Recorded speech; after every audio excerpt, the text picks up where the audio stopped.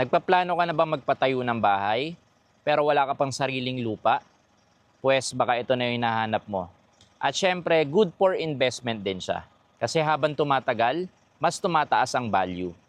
Ayan. Ayan mga kabarangay, ngayong araw nga po ay papunta tayo dito sa Green Peak Heights. Ayan, dito lamang po yan matatagpuan, lagpas lang po ng Kabading Hospital. Ayan, may papakita po ako sa inyong lupa mga kabarangay.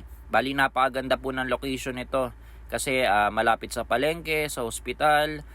Parang 20 to 30 minutes lang ang biyahe mula SM Masinag. Ayan, bali accessible sa kalsada, hindi ka mahirapan sa biyahe mga kabarangay. Tapos tahimik pa yung lugar. Napaka-safe kasi meron po siyang gwardya. Bali marami na rin po pala mga nakatayong bahay dito mga kabarangay. At syempre yan mga nagpapatayo pa po. Kasi napakalapit lang po ng lugar tapos tabing kalsada pa.